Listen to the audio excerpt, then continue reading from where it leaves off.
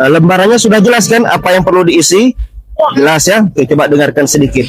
Ini namanya Museum Aceh dan kompleknya Museum Aceh. Museum Aceh ini adalah tempat di mana dikumpulkannya, dijaga, dirawat dan diteliti. Sini, Dek. Yang segala sesuatu terkait Aceh, mulai dari alat rumah tangga, alat dapur, alat perang, pakaian adat, manuskrip buku-buku tua, sejarahnya semua ada di sini. Insya Allah. Kapan berdirinya? Kan begitu. Berdirinya tahun 1915. 1915, berarti sekitar 111 ataupun 114 tahun yang lalu. Oke. Kemudian siapa yang dirikan? Yang dirikan pertama orang Belanda. Namanya Steenhuis pada masa Gubernur Militer Hindia Belanda Swart. Jadi orang Belanda pertama yang dirikan ini, Dek. Baru kemudian di tahun 1980 dijadikan Museum Aceh. Tapi awalnya sudah pernah ada. Mana cikal bakalnya? Mana yang pertama ada? Itu Rumah Aceh. Rumah Aceh itu yang pertama menjadi sumber koleksinya. Kenapa itu menjadi sumber koleksinya? Karena di tahun 1911 dulu di Jawa, di Semarang dibuat pameran masa Belanda tuh. Rumah itu ditampilkan di sana. Dan Aceh Masya Allah menang ketika itu. Dulu posisinya tahu di mana museum ini? Museum ini posisinya dulu di dekat Baitur Rahman. Oh, Masjid Baitur Rahman? Ada Belang Padang tuh. Di sisi timur Belang Padang itu namanya Masjid Baitur Rahman dan Kampung Baru dulu sekali. Tapi kemudian sekarang di sini. Oke, apa yang ada di sini? Yang ada di sini banyak. Nanti bisa kalian lihat sendiri alat-alat kebutuhan perang, kemudian alat-alat rumah tangga, pakaian adat, buku-buku tua dan sebagainya. Oke, adik-adik. Nampaknya kita langsung masuk ke dalam. Oke.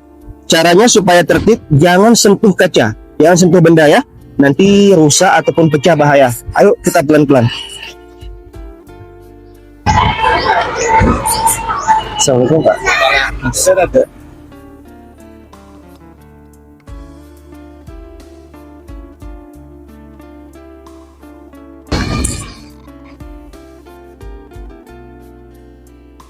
Ya. Oke. Ini adik-adik. Ini kita tidak perlu berlama-lama ya, sekilas saja. Adik-adik bisa pergi kapan saja ke sini. Lihat, ini di antara koleksi mereka. Hewan-hewan ini umumnya ada di Aceh. Ada di Aceh. Seperti misalnya itu apa itu? Anak lembu. Itu ditampilkan karena berkepala dua, artinya pernah ada di sini. Kemudian apa lagi nih, Dek? Bali. Apa ini? Beruang. Ini beruang, kemudian ada tupai, ini kemudian buaya, ini semua ada di sini. Biawak, ini terenggiling, semua ada di sini.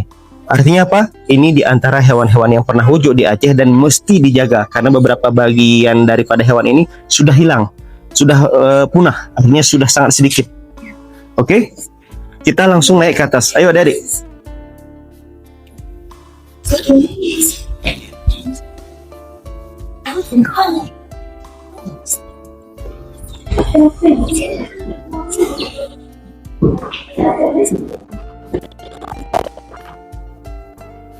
Ya.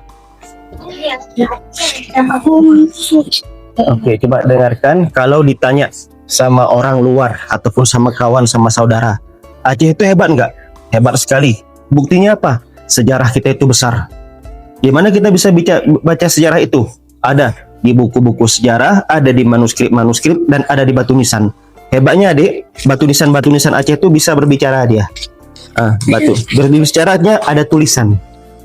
Dan tulisan ini berbahasa Arab semuanya. Nanti mungkin kita bisa praktek 1-2 tempat di ujung sana ya. Intinya apa? Untuk mengetahui tentang sejarah Aceh ini kita bisa dapatkan di buku-buku sejarah, di batu-batu nisannya, ataupun di buku-buku tua. Buku-buku tua itu artinya 100 tahun yang lalu sekitar itu usianya. Oke, yang paling terkenal namanya Sultan Iskandar Muda. Diprediksi beliau ini wafat ataupun lahir 1607 dan wafatnya 1637. Itu di perkiraan beliau itu hidup pada abad 17, sekitar 400 tahun yang lalu. Kenapa dia yang paling masyhur? Karena dia yang paling banyak keluar namanya dalam buku-buku sejarah. Oke, di antara keterkenalan beliau itu adalah beliau ini membuat yang namanya Bustanus Salatin. Bustanus Salatin ini kalau kita artikan dalam bahasa Arab ini artinya Taman Para Sultan. Apa? Taman Para Sultan. Ini kira-kira maketnya. Ini kira-kira bentuknya lah, kira-kira saja. Dari mana diketahui ini? Dari satu buku tua, nama bukunya Bustanu As-Salatin. Disebutkan karya ini punya Ar-Raniri, disebutkan. Tapi untuk keasliannya kita belum bisa pastikan apakah benar ini punya Ar-Raniri. Ar-Raniri punya ulama kita, namanya Nuruddin Ali Ar-Raniri. Ulama yang berasal dari India tapi bertumbuh kembang dan menjadi mufti di Aceh. Sehingga nama kampus kita pun ada namanya UIN Ar-Raniri di Darussalam, Universitas Islam Negeri Ar-Raniri. Dan hebatnya nama-nama kampus kita di Aceh ini semua dari nama ulama, seperti Unsyah, Universitas Syah Kuala, Syekh Abdul Rauf Al-Fansuri. Kita kembali ke buku tadi. Bustanus Salatin ini apakah masih ada di Aceh? Masih ada bagiannya di Aceh. Bahkan beberapa bagian daripada Bustanus Salatin ini ada di negara Malaysia. Jadi Malaysia itu merawat apa-apa yang ada di Aceh. Dalam buku itu diceritakan ada beberapa bagian-bagian taman. Antara kebesaran yang lainnya, kita punya mata uang. Punya mata uang. Nah, ini mata uang, adik. Iya, walaupun kecil dia terbuat dari emas, terbuat dari perak, terbuat dari perunggu. Emas yang paling banyak, dirham namanya. Dirham aja itu terbuat dari apa? Terbuat dari emas. Dan hebatnya, jangankan dinilai uangnya itu, misalnya 1 dirham, 5 dirham, zat ataupun bendanya saja sudah mahal dia. Beda dengan sekarang kan, uang kertas kan. Uang kertas itu mungkin yang bernilai kan cuman angkanya 10.000, 100.000, 50.000. Tapi inti barangnya itu kan kertas. Kalau dulu lihat, di bendanya aja meriah, di bendanya saja udah mahal. Apalagi nilainya nanti. Ini bukti kehebatan kita dan ditemukan ini ribuan adik-adik. Koleksinya itu ada di Museum Aceh, ada di pribadi-pribadi, ada di museum luar, ada di banyak-banyak sekali orang yang mengoleksi mata uang Aceh ini. Ayo kita jalan. Ya, ini semuanya kalau kalian lihat adalah benda-benda yang pernah tampil di kerajaan Aceh dulu. Ada kotak surat, ada senjata, ada stempel. Oke, kalau dapat nama cap, itu artinya apa? Stempel, cap. Kalau dalam bahasa lainnya cop. Ya, lihat ini dek. Ini namanya Abdul Hamid.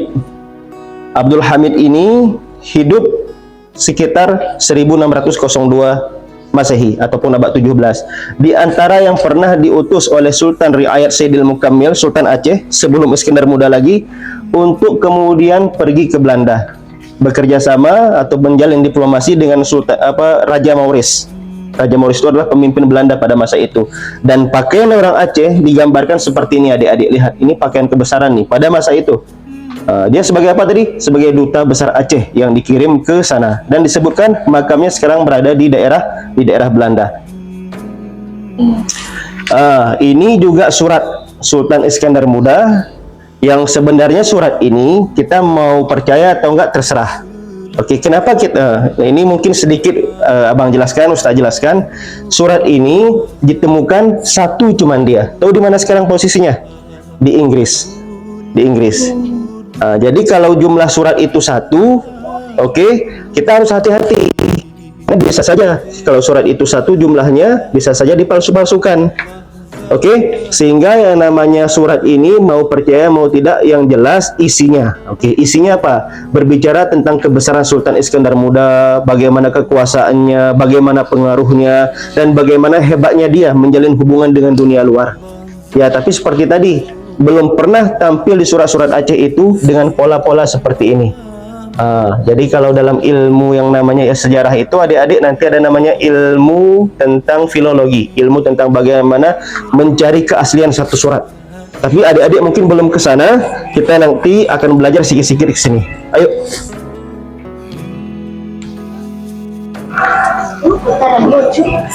Ya, ini adik-adik yang Ustadz bilang tadi. Coba perhatikan. Ini yang disebut dengan manuskrip. Manuskrip itu adalah buku tua yang dibilang manuskrip itu sekurang-kurang usianya 100 tahun. Kalau ini ada yang 200 tahun, ada yang 150 tahun, ada bahkan yang 450 tahun. Intinya dia harus sudah tua dan melewati 100 tahun dan harus bertuliskan tangan. Ini tulisan tangan adik-adik. Tintanya itu adalah dibuat dari misalnya tumbuh-tumbuhan yang ada di Aceh. Kertasnya itu ada kertas dari Eropa, ada juga kertas yang dari kita. Kertas daluang namanya. Dibuat dari apa?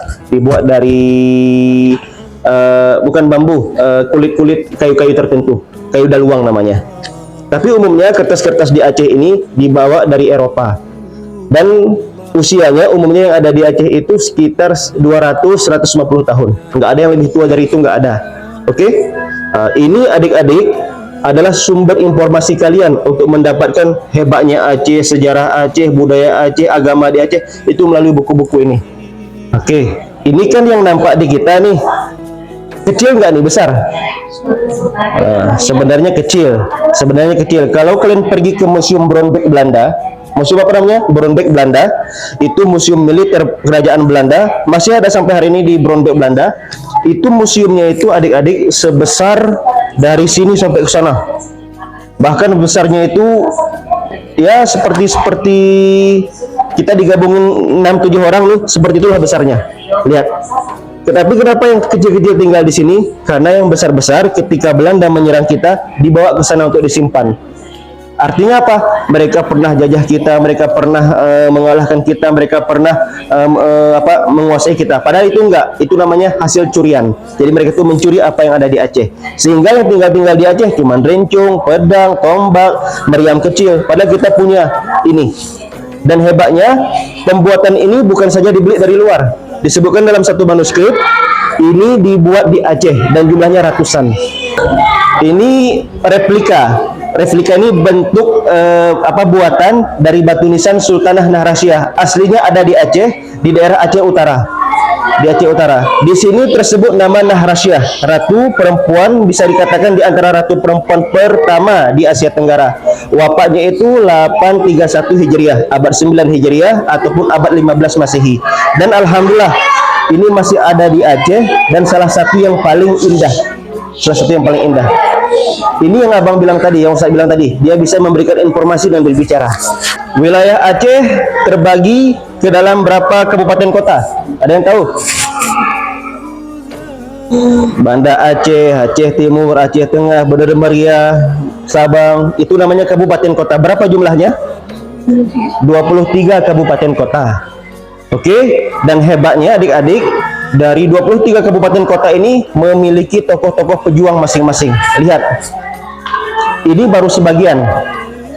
Saking banyaknya pejuang-pejuang Aceh, oke, maka Aceh itu dijuluki sebagai Aceh Bumi Para Syuhada. Itu sebabnya nanti kalian mungkin pergi dengan keluarga ke sini, dengan kawan-kawan, dengan orang tua kalian untuk mengenal lebih dekat. Karena waktu kita kan singkat. Untuk apa? Untuk mengenal. Lihat, dari tahun ke tahun ini siapa yang pernah datang ke Aceh, apa yang terjadi, perang apa yang terjadi, bagaimana dan bagaimana. Ini kalian bisa pelajari satu-satu. Dengan mempelajari hal ini, disitulah akhirnya kalian mencintai Aceh. Disitulah kalian mengetahui hebatnya orang Aceh. Bisa dipahami semua? Bisa ya? Ayo.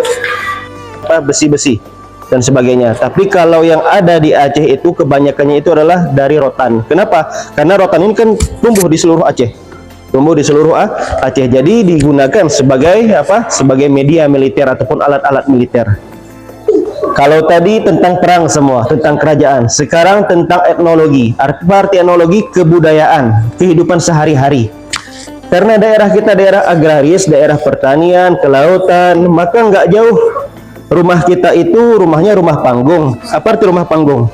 Rumah yang kemudian didirikan dengan alasan agar bisa melawan banjir ataupun selamat dari hewan-hewan yang namanya hewan-hewan buas. Jadi memang tipe tanah kita itu kan tanah berhutan, tanah kemudian ada semak belukar. Jadi rumahnya itu memang harus rumah-rumah kayak seperti ini. Kemudian ya alat-alat kebiasaan kita pun alat-alatnya itu alat tentang bagaimana mencari ikan. Kemudian kita juga terkenal lah dengan bangsa-bangsa seni ya. Seni kita tuh tinggi. Ini Rapai apa namanya? Rapai Pasai. Pasai itu di Aceh Utara. Jadi ditemukan benda-benda ini itu di Pasai Aceh Utara. Pasai itu di Luk Semawi sekarang, benar. Dan hebatnya lihat, Aceh itu yang 23 kabupaten kota tadi memiliki warisan warisan tenun. Warisan tenun yang khas. Misalnya Aceh Tengah. Ini Aceh Tengah yang sebelah kanan itu dengan Kerawang Gayunya. Ini juga Aceh Tengah Kerawang Gayunya. Daerah. Bahasanya, apa lagi? Daerah. Posisi daerahnya, geografisnya, apa lagi? Baju. Pakaian ataupun budayanya. Oke, bagus sekali jawabannya. Apa yang menyatukan mereka? Apa yang menyamakan mereka? Apa persamaan mereka? Sama-sama di Provinsi Aceh, benar. Satu. Kedua, yang paling kuat nih. Mereka mau melawan penjajah. Oke lah, tapi yang paling kuat agama, mereka semuanya beragama Islam. Itu yang paling kuat yang menyatukan mereka. Paham? Jadi perbedaan ini cuma perbedaan hal-hal yang kecil, pakaian, bahasa, budaya. Tapi yang paling kuat persatuannya apa? Di agama. Dan makanya apa? Makanya kalau di Aceh Tengah tuh cara bahasa Acehnya beda di sana. Beda, bahkan bukan bahasa Aceh, namanya bahasa Gayo. Bahasa Gayo namanya. Kita memasuki ruang akhir yang disebut dengan ruang rempah. Ruang rempah. Rempah-rempah. Oke. Lihat ini sebagai ilmunya, Dik. Komoditas dagang Aceh. Oke, apa arti komoditas? Barang-barang. Oke, dulu Aceh itu bukan saja terkenal dengan kerajaannya, kehebatannya, pejuangnya, tapi karena memang dikenal kita menghasilkan rempah-rempah. Rempah-rempah itu ada seperti ini. Apa arti rempah-rempah? Bumbu-bumbu, aroma-aroma terapi yang dulu di tahun misalnya tahun 1600, 1500-an, 1600-an, 1700-an ini seperti minyak. Apa benda yang paling mahal sekarang di dunia? Minyak. Karena minyak itu adalah penggerak segala kehidupan kita sekarang. Mau pergi berkendaraan pakai minyak, mau jualan harus ada minyak, mau masak harus ada minyak. Semua kebutuhan kita harus ada minyak. Dulu di tahun 1400, 1500, 1600, benda-benda ini yang disebut dengan rempah-rempah inilah yang nilainya itu seperti minyak sekarang. Untuk apa? Untuk makanan, untuk bumbu, untuk parfum, untuk sabun, untuk kebutuhan obat-obatan. Dan alhamdulillah Aceh itu punya 31 lebih rempah-rempah yang ditanam dan tumbuh di Aceh dan disebar ataupun diperdagangkan di dunia. Pala, lada hitam, lada putih, cengkeh, bunga lawang. Makanya hal-hal seperti ini adik-adik kalau kalian pergi ke pasar nanti jangan anggap remeh, karena dulu kita terkenal dengan hal ini. Paham? Paham kira-kira? Paham lah ya. Oke. Makanya dulu banyak yang mau merebut Aceh karena Gara-gara itu Portugis kenapa mau menjajah kita dan kemudian mereka berhasil masuk ya gara-gara ini.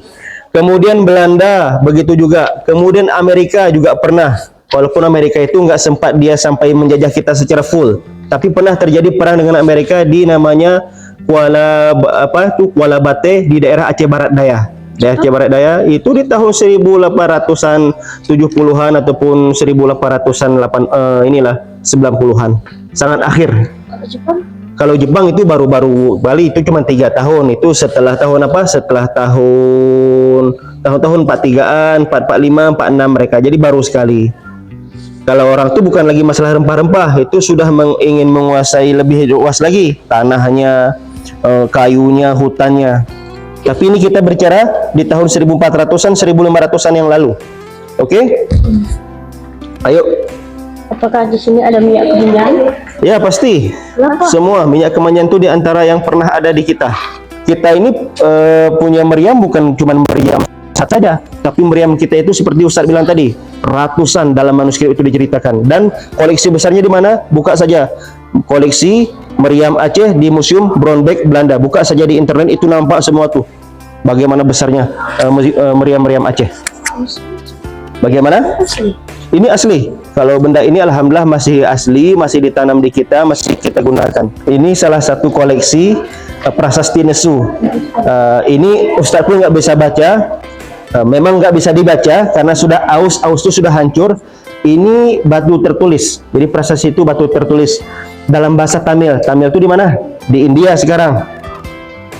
Tapi kita pun nggak tahu apa bacaannya. Yang jelas ini pernah ditemukan di daerah Nesu, makanya disebut dengan prasasti Nesu. Ini bermakna Aceh itu pernah disinggahi oleh orang-orang India juga, Islam. Itu maknanya begitulah kira-kira. Itu negara-negara yang pernah bekerja sama dengan Aceh. Jadi sama orang nanti negara-negara mana saja yang pernah bekerja sama dengan Aceh dalam rempah-rempah: Cina, India, Amerika, Arab, Turki, Portugal, Inggris, Malaysia, Spanyol. Lebih dari ini sebenarnya, itu sedikit saja. Paham? Jadi artinya apa? Aceh itu bukan sekarang saja dikenal sama dunia, dari dulu kita sudah kerjasama. Ini nama-nama Aceh yang pernah tersebut dalam tulisan-tulisan. Lihat ini dalam tulisan orang Portugis Itali Acem, Acen. Orang Arab sebut namanya Ashi. Ashi. Kemudian Perancis pernah juga Acem, Acen, Aceh. Yang jelas ini, lihat tuh berapa bahasa ini. Inilah nama-nama yang pernah menyebut tentang Aceh. Asin, Asyik. Argira. Argira. Itu dipanggil kita Aceh. Ya. Ayo dari. Oke, Mbak perhatikan. Ini beginilah kira-kira perkembangan Masjid Raya Baitur Rahman. Kalau ditanya sama orang, kapan berdiri Masjid Raya Baitur Rahman? 1873. Ini kira-kira yang dibaca di sini kan. Tapi kalau kita mau ceritakan, banyak sekali perbedaan pendapat. Ada yang mengatakan di tahun 1300-an, ada yang mengatakan 1600-an masa Iskandar Muda. Maka itu kan nggak selesai perbedaan pendapat seperti itu. Kita tarik saja dari masa Belanda datang sini, 1873. Jadi waktu 1873 tuh kira-kira seperti inilah. Ini seperti yang di foto Portugis tadi kan, masih ingat di dalam kan gambar lukisan tadi kan. Jadi awalnya seperti ini. Kemudian lambat laun dia bertambah.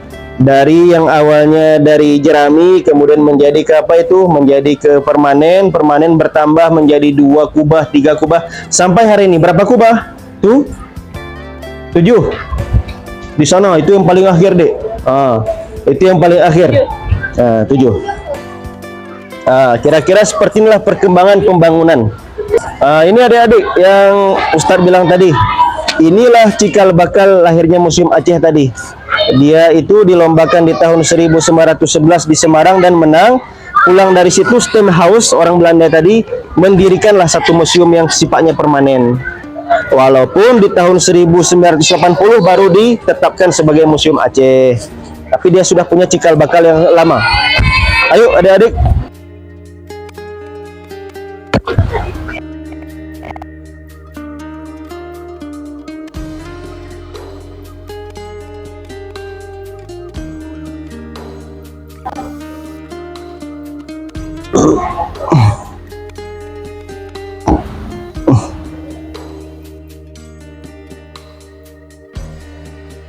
Ini udah kuburan ya? Bener. Karena kita masuk kuburan, maka adab-adab di kuburan harus dijaga. Apa adab di kuburan? Nggak boleh ngomong yang sembarangan. Tenang, adem, ayem, santun. Oke, kalian cuma mendengarkan penjelasan Ustadz. Oke? Paham? Kenapa? Karena ini makam kaum muslimin. Adab di antara yang lain, kalau kita berziarah ke makam kaum muslimin, kita mendoakan mereka. Minimal kita kirimkan Al-Fatihah pahalanya untuk mereka. Dan kita harus menghormati makam-makam ini sebagaimana kita menghormati orang-orang yang masih hidup. Kalian kalau di depan para ulama, di depan para pejuang, di depan para pejabat, hormat atau enggak? Hormat ya. Begitu juga di depan makam, di sekitaran makam-makam para pendahulu kita ini adalah para sultan, para permaisuri, orang-orang yang sudah berjasa untuk negeri kita Aceh dulu, maka harus benar-benar sopan. Ya. Apakah ini makam kandang 12? Bukan, kita nanti ke sana. Ini disebut makam kandang meh. Kandang itu dalam bahasa Melayu lama artinya adalah apa? Kuburan. Ustaz ulangi, kandang jangan diartikan kandang, tapi artinya apa? Komplek kuburan. Meh artinya emas. Jadi ini digelar dengan pemakaman emas. Gelarnya saja. Ada 9-an. Ada sekitar 9. Sebenarnya lebih. Ini punya Iskandar Muda? Bukan, itu nanti di sana kita cerita. Yuk lihat di sini adik-adik. Ada lihat?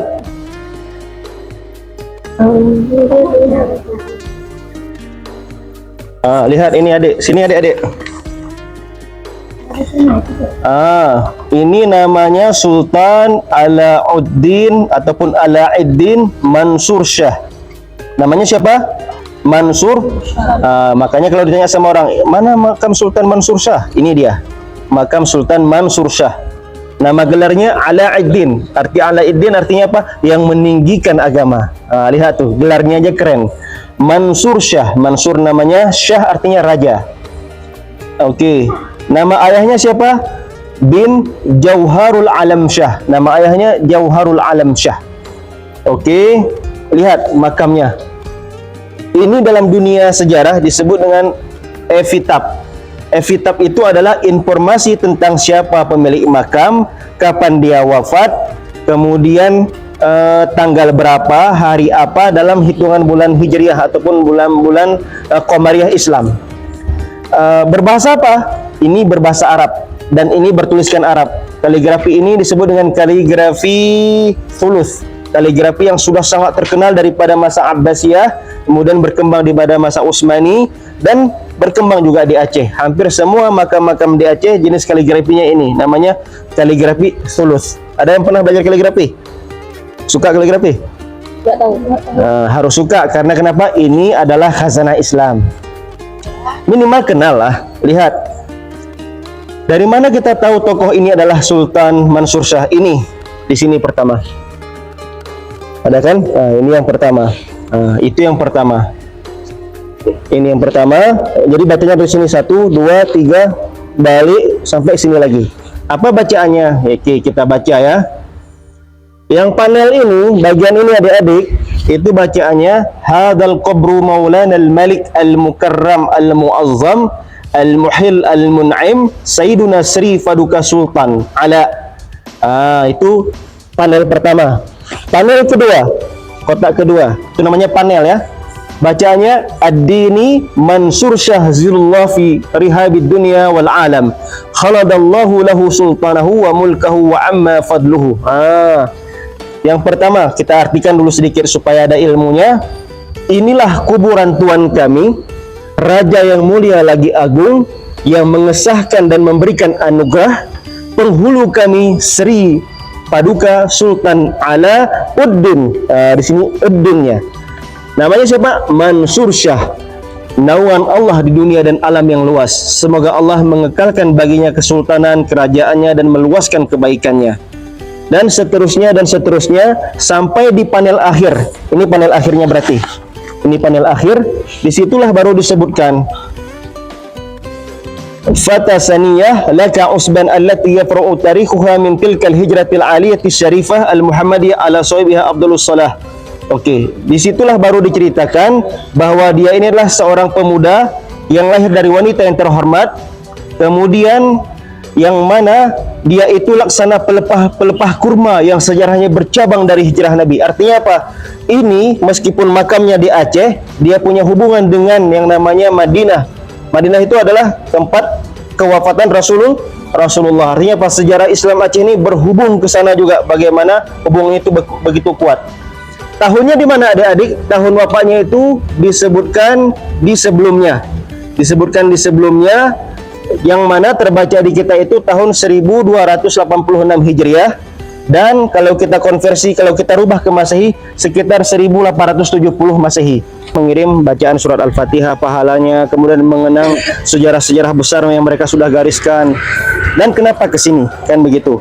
Kenapa ke sini? Kita lihat di dalam. Ayo, masuk.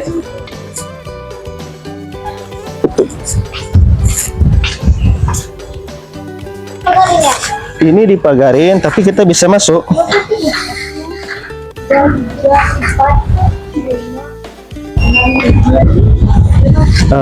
Jangan di situ ya, dari samping ya, ikuti. Berapa tuh? 1, 2, 3, 4.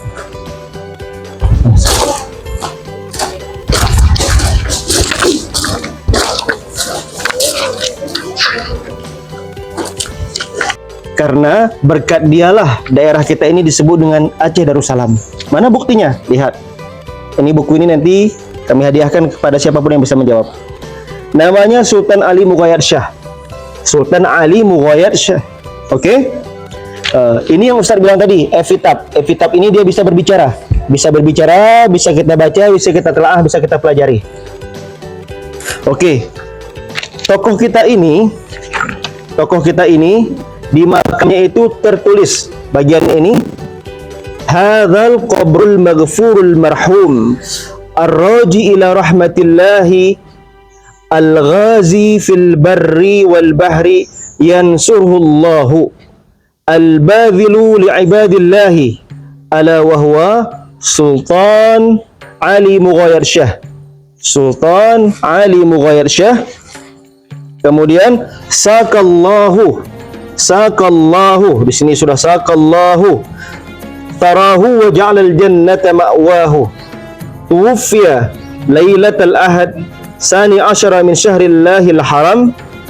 Kemudian di sebelahnya Dzul Hijjati khatamallahu lana walakum bil khairi wal minnah sanata sittin wa salasin wa tis'imi'atin min al hijrati nabawiyyatil mustafiyyah al makkiyatil madaniyah al abtahiyah minhu ilaiha alaihi afdalus salati wa akmalut tahiyat. Lihat ini di putaran ini. Tadi kita mulai bacaan dari sebelah sini.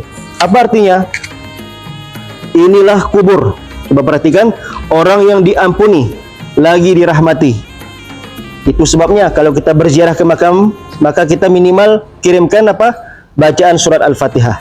Karena memang kita seperti itu ajaran agama kita, mendoakan mereka yang sudah mendahului kita dengan kebaikan. Kita lanjutkan. Seorang yang selalu berharap kepada kasih sayang Allah, yang tunduk patuh terhadap seluruh perintah Allah, yang berperang di darat dan di laut. Nah, jadi tokoh kita ini disebut di sebelah sini al-ghazi fil barri wal bahri, yang berperang di darat dan di laut. Semoga Allah menangkan dia. Kemudian di depannya disebutkan, ketahuilah bahwa dialah Sultan Ali Mughayir Shah. Namanya siapa? Sultan Ali Mughayir Shah. Itu nama dia. Semoga Allah menyiramkan rahmat ke atasnya, pusarana, dan menjadikan surga tempat kembalinya. Disebutkan di sini